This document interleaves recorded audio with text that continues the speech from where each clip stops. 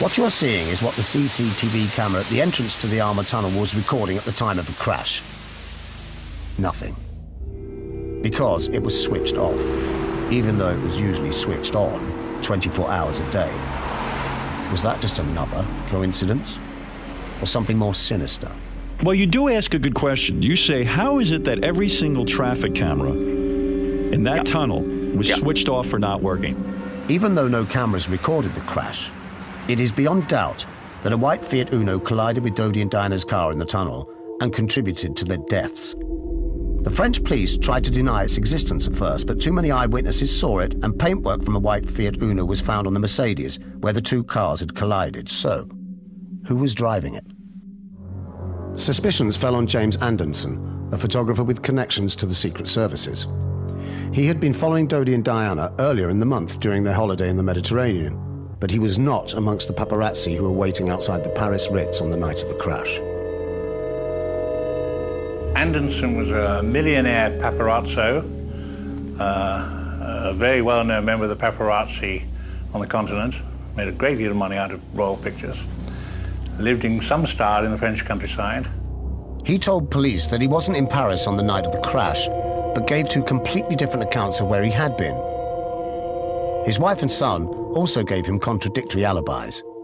Privately, he told friends that he had been there in the tunnel in Paris that night.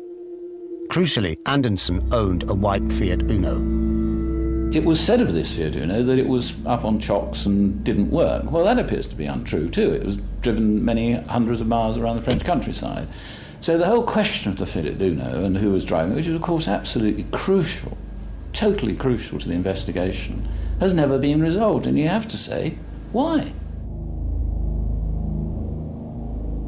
In May 2000, Anderson's body was found in a blazing car in woodland near Montpellier. In a Ministry of Defence field, shooting range field, in a car which was burned out and locked, but no keys were in the car or in his pocket. And the police claimed he had committed suicide. They claimed this, even though the fireman who found him says he saw 2 bullet holes in Anderson's skull. You don't have to be a conspiracy theorist to point out that it's difficult for a man to shoot himself twice in the head and then set fire to his own car before dying. Noel, you were seen in those clips there, raising your own questions that you wrote about in your book. Let's talk for a second about those cameras being off. Did you get to the bottom of how rare that is? Was it just obviously it was just a coincidence? The police claimed it was just a coincidence, but very rare occurrence, particularly for the whole of the route, that specific route. Because don't forget, had he gone the normal way, he would have turned right the Place de la Concorde to go up the Champs-Élysées, which led to Dodi's flat. He didn't. He crossed Place de la Concorde down to the river and went along the other road to the Armour Tunnel. Not the normal route, though that was the route that the cameras were switched off on. And this man had, I think it was $3,000 something $100 in his pocket in cash, the driver. I'm not suggesting he volunteered to commit suicide, but I think he was paid. He'd also had $220,000 paid into his account from intelligence sources in the previous 4 or 5 years. And this day, we believe he was given that money to take that specific route. He probably believed they were going to stop the car, perhaps kidnap Dodi or do something. He didn't think they were going to try and kill him. Tessa, as an investigative journalist, watching that, perhaps a fact you hadn't heard before, are your antennae interested in this now? No, because that has been heard before on British television, and actually one thing that concerned me at the time was the blaming of the paparazzi at the time of her death, when there was no evidence for that. The paparazzi were rounded up, accused without evidence, treated absolutely appallingly, and all their photographs pretty much seized, actually. That kind of behaviour is clearly unacceptable, and I speak as a member of the press for the paparazzi. They were then accused of her death, than ever more, in this country anyway, the paparazzi have been given a bad name, and calls for privacy law came in, which I very much opposed and campaigned against at the time and still do. So I think when it comes to evidence and sort of denying the press their freedom to tell the public what information they have, for photographers to give photographs that they did take at the time that they have. I know the CCTV wasn't on, but there were a huge number of photographs taken. That is a problem. That's censorship of people's right to know about what happens in a news event in public. I do want to get to this question, though, because I don't remember having heard that. This man died in a field who owned a white Fiat. Again, a series of coincidences. What more is known about that, if anything? Well, we know that the paint on his white Fiat matched perfectly the paint found on the Mercedes. It was from the right batch of the right year, and that was all confirmed by Fiat. You've got to look at the other things, though. You see, not just the CCTV cameras being out. You've got to say, why did the police scrub down that road with detergents and reopen it to traffic after just a few hours? Had it been a Miss Nobody in London, they'd have kept the road closed 24 hours after such an accident and 3 people dying. There, it was reopened in hours, having been scrubbed down. Why were the criminal brigade given the job of investigating and not the traffic police? Well, let's have a look at our next clip and see what that raises, because we're looking here at what might have motivated the establishment to silence Diana anyway. There was a powerful reason why the secret services of Britain, France and America might have wanted Diana dead. It was Diana's involvement in the campaign to ban landmines. In the 1990s, some 85 million mines lay in wait in 62 countries. 2,000 people were being maimed or killed by them every month. A worldwide movement to ban anti-personnel landmines gathered speed during 1996. To everyone's surprise, even the world's most powerful politician was sympathetic to the ban. To end this carnage, the United States will seek a worldwide agreement as soon as possible to end the use of all anti-personnel landmines. Diana, Princess of Wales, took up the cause with a vengeance. In January 1997, she visited Angola, resulting in the greatest photo opportunity that the landmine campaign had ever had. One down, 17 million to go. Firing. Her involvement caused huge anger amongst governments. In Britain, Government Defence Minister Earl Howe denounced her. 2 newspapers this morning quoting unnamed minister described as a loose cannon. This is an important, sophisticated argument, and it doesn't help simply to point at the amputees and say how terrible it is. I very much regret that because of her position she gets so much publicity for it. Simone Simmons was with Diana in February 1997 when a government defence minister made a threatening phone call warning the princess to end her involvement with the campaign, otherwise accidents could happen. We were sitting down having tea one day and the phone went in her little lounge and she picked it up and then called me over, and there was a voice that was in the middle of a conversation saying, "Don't meddle in things you know nothing about. Accidents can happen." She went a bit pale. She took it as a threat, and she said that was Nicholas Soames.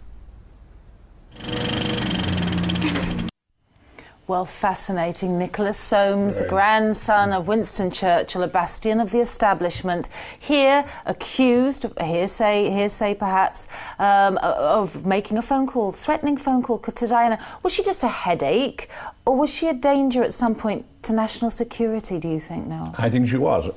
Bill Clinton promised her in August that year that he would vote in favour of a ban on landmines at the Oslo conference, which was due to take place on the 19th of September. There was enormous pressure from the military in America to get him to stop that, to change his mind. Enormous lobbying of the White House. But because he had promised her in front of Hillary Clinton, when Diana had been staying with them, and had publicly said it in that August, we know he was not a very strong moral person, from various other stories. And it was thought by the military that with Diana alive, he would not change his mind. He would definitely vote in favour of a ban, which they did not want. Of course, after her death, 19 days later, Bill Clinton went to Oslo and voted against a ban on landmines. The only voice, in fact, in the West that voted that way, which he would never have had the moral courage to do had she been alive. I have a letter here from the National Security Agency. After Diana's death in 1998, less than a year after death, newspapers around the world were pushing the CIA, the FBI, and the National Security Agency to reveal their papers on Diana. What did they hold? They all came up with one answer, that they would keep back certain pages. The NSA kept very back short on time, Noel, and I would have to get 124 pages, that it would seriously jeopardize the security of the United States of America to release those pages, so they'll never be released. Thank you. Tessa, final word. 87 cuts to get it into Britain. Do you think this will ever be shown in Britain? Well, it should be. I mean, I don't agree with raising yet more of the same old conspiracy theories, but I do believe in freedom of speech, and so it should be shown. Otherwise, it will fuel up more conspiracy theories that it's been banned for the wrong reasons, as it were. By the way, I think the idea that Diana was some sort of freedom fighter for republicanism or some radical cause is absolutely ludicrous. She was very much towing the establishment line. In fact, when New Labour came in, she was in talks with them about what maybe she could do for the new political establishment. No, final word. Diana said, I'm going to show you, so look what I do next. Do you remember on the yacht? Yes, indeed. I think she was going to actually take up war syndrome, stress syndrome, and fight for that too, which also would have appalled the military. Famously, she was involved at the end of her life with Dodi Fayed, an Arab and a Muslim, but again, that's just... Not liked by the establishment at all. Not liked by the establishment. So the future king would have a Muslim, perhaps half-brother, half-sister. Well, let's see if it ever gets shown. Thank you both for joining me, and I'm afraid that's all we've got time for on this very exciting CinePolitics. It leaves me to say a warm thank you to my guests, Noel Botham and Tessa Mays. Thank you again. Thank you. We'd love to hear your views on this tetchy subject, so please email us at the address on the screen, cinepolitics@presstv.co.uk, or you can join our Facebook fan page for the latest news, and why not join the debate with your questions or suggestions for future films to discuss. But for now, goodbye.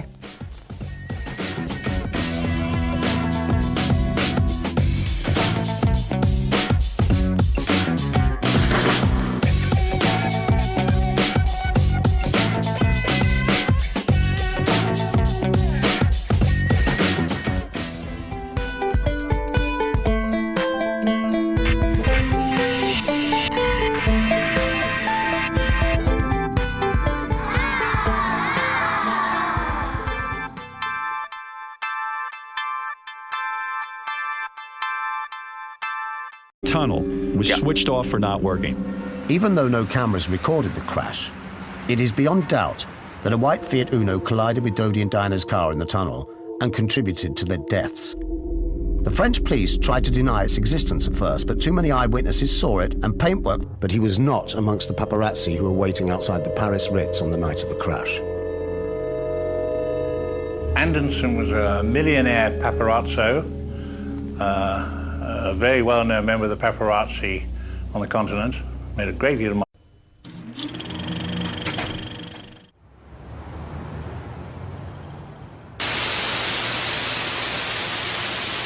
What you are seeing is what the CCTV camera at the entrance to the Armour Tunnel was recording at the time of the crash. Nothing. Because it was switched off, even though it was usually switched on 24 hours a day. Was that just another coincidence? Or something more sinister? Well, you do ask a good question. You say, how is it that every single traffic camera in that... From a white Fiat Uno was found on the Mercedes, where the two cars had collided. So, who was driving it? Suspicions fell on James Anderson, a photographer with connections to the Secret Services. He had been following Dodi and Diana earlier in the month during their holiday in the Mediterranean.